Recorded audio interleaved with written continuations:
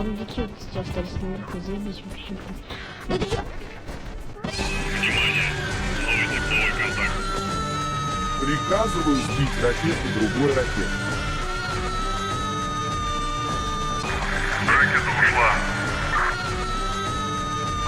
Потеряли ракету. Бля, Пожалуйста, блядь, какого хуя? Нахуя на тебя уставил столько много, блядь? Ой, мама пришла. Выключи свою хуйню эту, блядь, заебал уже!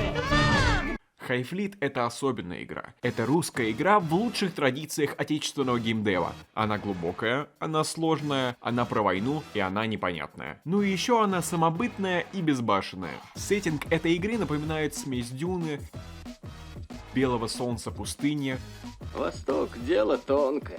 и фильмы про подводные лодки, затерянные в водах противника. 200 million Soviet citizens are depending on us, Captain Vostokov, to save them from nuclear attack. А геймплей из себя представляет симулятор сидения над противоракетными радарами, симулятор сидения за тактической картой и, конечно, симулятор произведения залпа. открыть огонь.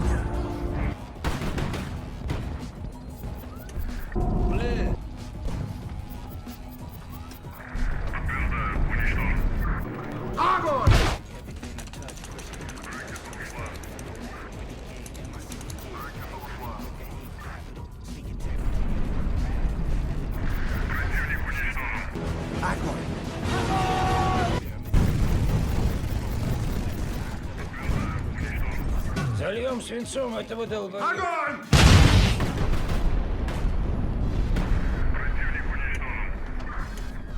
Скидыш.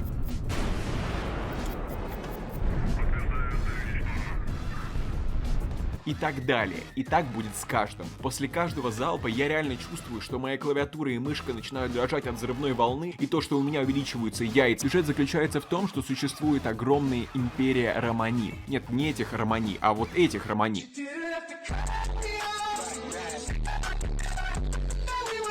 В их империю, которая, судя по двум солнцам, вообще на другой планете, входит провинция Герат. Это что-то вроде Ближнего Востока, только в древности превращенного в ядерную пустошь, то есть пустыня, помноженная на 2. Герат — Это не Афганистан. тут под восточными одеждами каждый носит гермокостюм, чтобы чуть что сесть на 1000 тоннах летающих монстров и защищать свой суверенитет.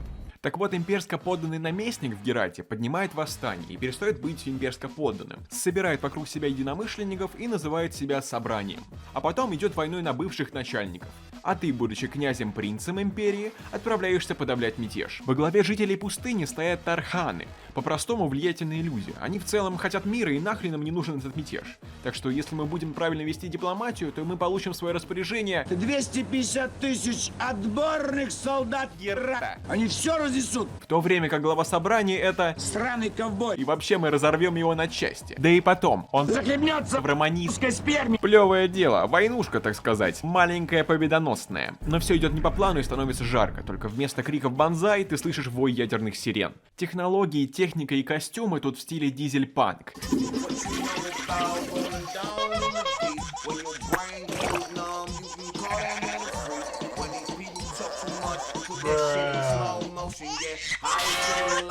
Нет, не этот панк.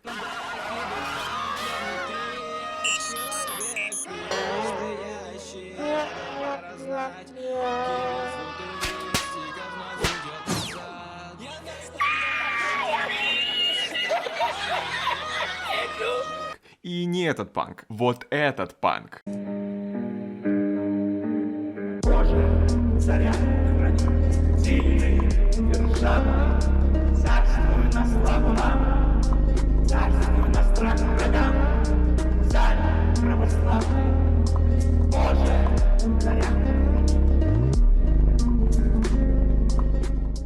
Это означает, что вся техника и корабли напоминают эпоху мировых войн, со всеми их заклепками,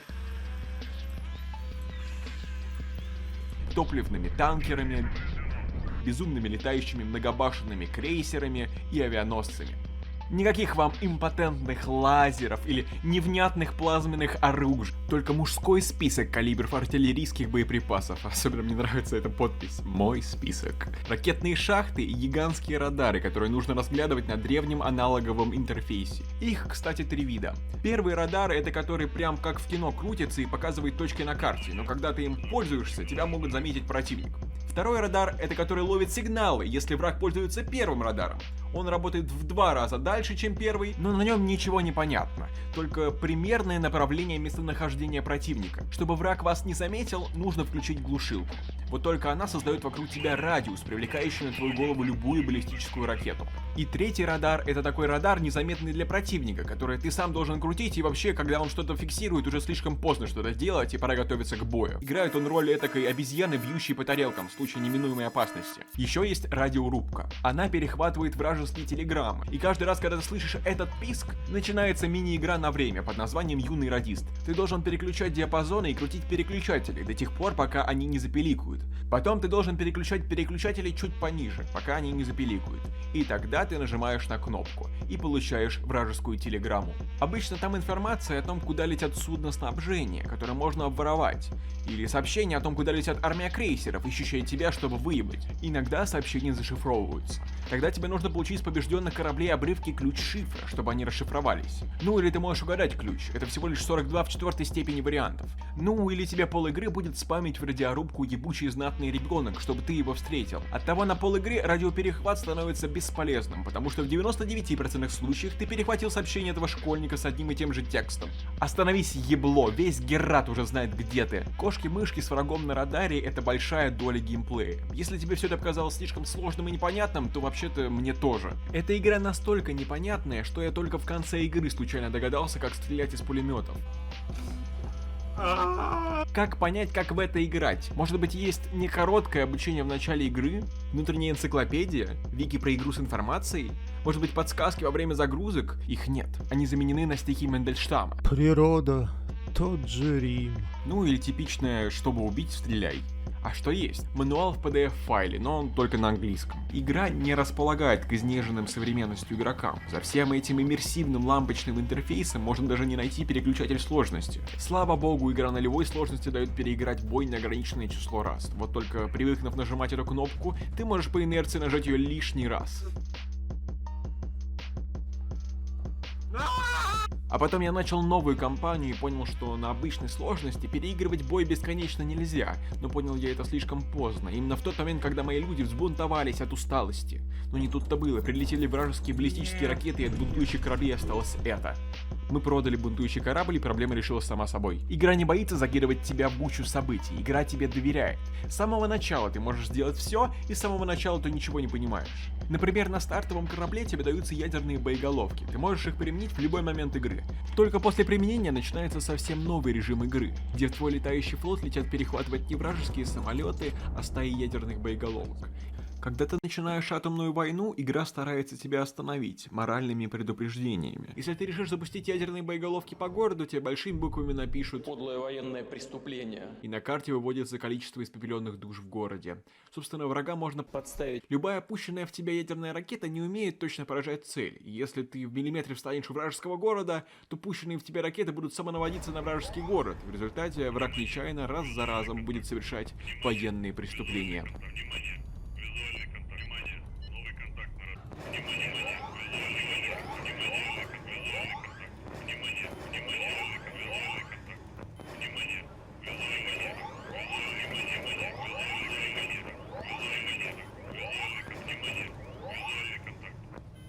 Я вообще ничего не понял из обучения, кроме того, как стрелять залпами, и всю игру игнорировал радары. У Империи Романи только 2 союзника, большие пушки и бронеэлементы. Вонючие радары сюда не входят, поэтому всегда, когда я слышал Внимание, новый тепловой контакт. вместо вялых ракет для перехвата, которыми я не посчитал нужным обучиться пользоваться, я устраивал из всех орудий по баллистическим ракетам.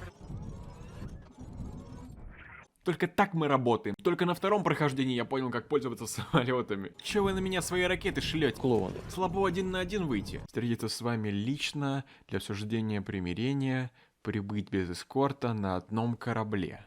Я думаю, это ловушка. Я думаю, что это не особо разумно. Мой князь. А что для тебя разумно?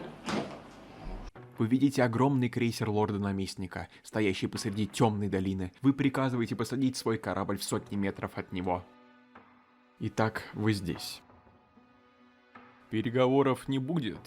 Нет, конечно. Послушайте, князь, прежде чем мы все закончим, я право же хотел бы вас спросить. Ну что ж, спрашивайте. Отвоевав наш Плутоний, в ваших руках могло оказаться грозное оружие. Что бы вы сделали? Я бы использовал его на благо людей. Нет, князь. Вы бы уничтожили собрание, вы бы узурпировали власть и заняли трон, а потом предались бы воинам, расширяя пределы своей империи так далеко, как хватило бы сил. Я же хочу... Вы не правы, сударь. Вообще-то ядерными ракетами я пользоваться не умею. Наместник отворачивается, похоже, разговор окончен. Вас не пугает эта ночь? Наместник останавливается и смотрит на звезды. Посмотри, какое небо, блядь, Багдад! Ни одной звезды. Люди расходятся к своим кораблям под гул прогревающихся турбин. Вот этот мужчина с гигантской лобной долью — это Константин Гашутин, творческий лидер, сценарист и программист Хайфлита. Он вместе с соавтором Максимом Киселевым всего вдвоем создали игру, если не считать, конечно, не менее талантливейших фриланс-художников и композиторов. Эта игра долгострой, и Константин с 2015 года ведет паблик про разработку Хайфлита, где каждый год поздравляет подписчиков с каждым православным праздником. Им, конечно, это не нравится, но Константин продолжает выкладывать посты о том, как он классно будет прятать крашеные яйца вместе с детьми на Пасху. Также интересно посмотреть на рабочий стол создателя. Краски и растворители для моделирования миниатюр, эскизы кораблей для игры, глок, библия и 23-мм зенитный снаряд, и еще оружейный арсенал под рукой. Привет. Заходя на мою страницу, я хотел, чтобы ты видел именно это. Жить, зная об Аде, и не говорить об этом другим, это бессовестно. Я прошу тебя прочесть книгу. Евангелие от Луки — это всего где-то 40 страниц. Я считаю, что Константин потрясающий и уникальный творец, и его вера и убеждения нашли отражение в игре. Во-первых, это заключается в том, что ты будешь благодарить Бога за каждую победу в сражении. Во-вторых, мы видим это в визуале игры. Вот вам казак в гермокостюме. Или вот вам Николай II в костюме космодесантника. Или, например, ситуация. Ваш экипаж подавлен, ядерный пепел закрыл все небо, и все они боятся не увидеть своих семей, и бла-бла-бла. При наличии высоких очков веры вы можете произнести речь о том, что вы мессия. Да и потом. Мы у Бога избранный народ. Наша военная кампания священна. И вообще. И мы как мученики попадем в рай. А они просто сдохнут. И в итоге вы поднимете мораль флота. Эпичность в игре выключена на максимум. Игра наполнена гигантизмом, драйвом, сталью и армейскими большими письками. Вес крупнейшего современного российского крейсера «Адмирал Нахимов» 26 тысяч тонн, и он все стоит на ремонте. Вес моего Севастополя 36 тысяч тонн, и он летает. Носили 11 двигателей «Царь-ракеты». Пулеметный калибр в игре отмечен как 37 мм. Это вот столько. Или, например, вот этот парень всегда с собой носит в подсумках 4 12-килограммовых минометных снаряда. Ну, вам знакомо. Никогда не знаешь, когда они тебе пригодятся. Тебе придется взорвать чей-то окоп 4 раза подряд или сжечь 4 танка. А еще у него мина 12 килограмм и ручной миномет со снайперским прицелом, и похоже, где-то за спиной у него рация и рюкзак. В игре можно поставить орудийные шестиствольные башни, чтобы залпы стали еще больше. Или ты можешь загрузить все дно корабля однотонными бомбами и устраивать огненные смерчи ковровыми бомбардировками. Помимо больших вещей, игра наполнена мелочами. Например, когда ты садишься в город, уничтоженный ядерным оружием, на твоем интерфейсе ты можешь заметить трещащий радиметр. Или, например, интересен дизайн места закупки боеприпасов. Она выглядит как древняя узбекская гостиная, выложенная мозаикой, но превращенная по военной нужде в склад боеприпасов. Или, например, когда ты рассчитываешь попадание ракеты, ты пользуешься не просто кнопкой «нарисовать стрелочку», «стереть стрелочку». Ты пользуешься ластиком, линейкой и циркулем. Иногда даже приходится вспоминать школьную прикладную геометрию, чтобы ровно высчитать середину на отрезке. Оформление геймплейных моментов и визуальная составляющая игры погружает в повествование. С тел убитых радистов ты можешь собрать телеграмму с разведданными, которые выглядят как будто ей затыкали дыру в метановом баке, но он взорвался и оторвал пальцу радисту. Визуальное повествование также проявляет себя на карте. Если ты собьешься с курса, то ты можешь сориентироваться по остаткам дорог, руинам городской инфраструктуры и найти сокрытый народ. Иммерсивность.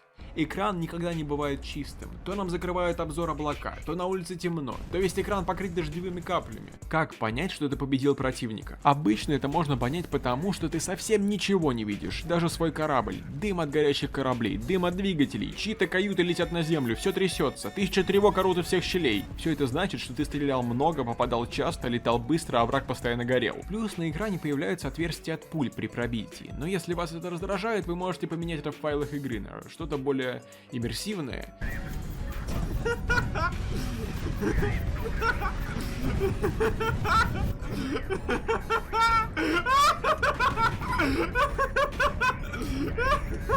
Похоже, Underball своровал идею обзора у Seth Zentaccia. No, he didn't. Я думаю, что идея пришла к нему independently. И вообще, подписывайтесь на Underball Channel. Музыка. Саундтрек в этой игре очень атмосферный, просто послушайте. Ты смотришь в иллюминатор корабля. Ты видишь, как ветер танцует по пустыне. Ты не слышишь ничего за герметичным стеклом, кроме рева метановых двигателей, от которых переваливаются барханы, обнажая древние железобетонные платформы, на которые садится твой корабль. Ваш экипаж устал. Он находится в одном большом коллективном раздумье. Последний раз, когда вы видели блеск солнца, был 3 недели назад, и больше вы его не увидите как минимум несколько лет. Ядерный пепел закрыл небо. Ваша эскадра будто снаряд, выпущенный из пушки, летящий в никуда уже больше месяца. Вам остается либо долететь до цели, либо разорваться в воздухе. По коридорам несутся тележки, набитые снарядами, отворяются шкафчики с высотными костюмами, орудия заряжаются, механики открывают резервные топливные трубы, чтобы ускорить работу двигателей, радар пищит в такт сердцу, с вражескими кораблями установлен визуальный контакт. Ваши люди измождены, но находятся в экстазе битвы, они готовы умереть, забрав как можно больше вражеских голов с собой. Приближается одна из последних апокалиптических битв, победитель в которой будет владеть всем миром. Эта игра комплексная. Если ты хочешь захватить город, то сначала нужно принять решение, разбомбить ли его на подлете тактическими ракетами, которые в дефиците, или нет. Отправить ли тебе группу перехвата из быстрых кораблей, чтобы противника ошеломить внезапностью, или нет. И даже когда ты победишь, ты все равно не можешь занять город, пока остатки сгорающих на земле побежденных исполинов не догорят. Или ты их сам не потушишь. В мини-игре, заключающейся в том, что тебе нужно потушить как можно больше уцелевших орудий, чтобы увеличить... при этом не забыв спасать уцелевших. Как вы поняли, в этой мини-игре я всегда проигрывал. Но даже после этого ты не можешь просто зайти в город. Ты должен для начала приземлить свою летающую махину на ножках. А это иногда сложнее самого сражения. Особенно когда у твоего корабля нарушена координация из-за того, что в нем дыра. Если ты приземлишь корабль на определенные узкие платформы, тебе дается ускорение ремонта. Иногда оно настолько большое, а твои корабли настолько повреждены, что приходится идти на риск.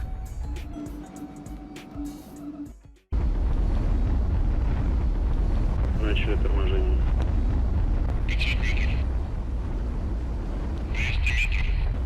100 метров. Всем приготовиться. Есть касание.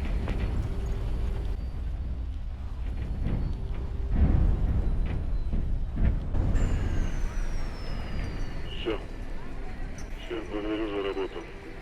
После того, как корабль приземлился, может произойти случайное событие. О нет, ваши бравые романийские офицеры стали приторговывать рабами военнопленными, провести тщательное расследование, закрыть глаза, а может встать во главе бизнеса? Или вот еще ситуация. Ваши люди в ожогах, обезболивающее в дефиците, но есть некий выдуманный наркотик хаш, который обладает более утоляющими свойствами. Поручите ли закупить его, либо откажетесь от наркотиков в эскадре. Твои решения определяют, кто ты. За каждое решение ты получаешь очки мировоззрения, которые отражают, насколько ты устрашающий и вообще безбашен, насколько ты уважаешь и перенимаешь местные обычаи, насколько ты предан идеалам офицерства империи, насколько тебя знают как верующего человека и человека, в которого верят, насколько ты поддерживаешь дисциплину и порядок во флоте, насколько ты воинственен, насколько ты ценишь богатство, насколько ты добр и милосерден. Важно придерживаться одних мировоззрений, а не быть приспосабливающимся под ситуацию никем. Потом это пригодится, когда в черные дни тебе будет необходимо дать речь перед людьми. Если ты никто, то и слушать они тебя не будут. Игра дает новые сюжетные возможности в зависимости от твоего мировоззрения. Например, при высокой вере и высокой доброте случится, а потом предались бы воинам, расширяя пределы своей империи так далеко, как хватило бы сил. Я же хочу... Люди считают меня пророком. Вы поэтому позвали меня, не так ли? Вы думали, если он простой человек, то он не придет. Но если он и вправду умеет читать будущее... Ну, в общем, я умею читать будущее. Только вот очки доброты сложно получить и легко потерять. Например, если ты не дотушил топливо и вражеские выжившие случайно сгорели. Или если ты вообще их решил не спасать. Причем, если ты их не спас, очки снимают. А если ты их спас, очки не дают. Поэтому, если ты увидишь в полубитвы вот такие вот спасательные капсулы, то лучше всего сделать... Огонь по ним! Огонь! Сегодня так и быть. Не будем тушить радар, а потушим выживших. Не думайте, что это расчет на очки. Это личное. В игре есть специальная диалоговая система для вербования людей и получения очков мировоззрения. Ты встаешь перед людьми Тархана и произносишь речь, которая должна им понравиться. Ты говоришь о том, что местные жители никто без империи. На их лицах негодование, но как ты мог не заметить? Они же явно местные, и им плевать на империю. Ты пытаешься спасти ситуацию, подарив предмет из твоего инвентаря. Очень древнюю бронзовую икону. Я вас понял. Отписываться. Их лидер буквально одет в костюм татаро-монгола пилота-истребителя. Им плевать на твои иконы. Короче, они к тебе не присоединились. Но если подумать, зачем вообще тебе нужны были эти вшивые пираты? Они недостойны романического офицерства. Мы спасение Герата. Короче, взамен ты получил очки веры и патриотизма к империи, которые формируют твое мировоззрение. Если же они все-таки к тебе присоединятся, ты получаешь возможность обратиться к Тархану за помощью по разным делам и новый корабль в эскадру. И тут начинается самое интересное. Конструктор кораблей. В зависимости от того, как построен корабль, он будет выполнять определенную функцию в твоей войне. Топливная бочка с радаром – это для увеличения дальности лета флота и сканирования врагов. Ежик с пулеметами и гигантскими двигателями – это чтобы из-под тишка расстреливать врагов и быстро выходить на перехват. Летающий склад ядерных ракет – это чтобы совершать военные преступления. Бронированный крейсер – это чтобы осуществлять залп. Но это все скучно. Я представляю вам топ-5 кораблей, в которые невозможно поверить. Молоток.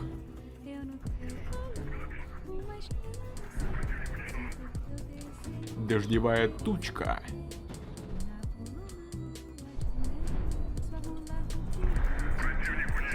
Тролльфейс.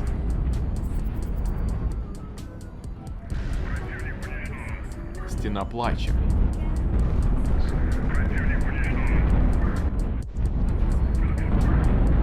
Царь залп.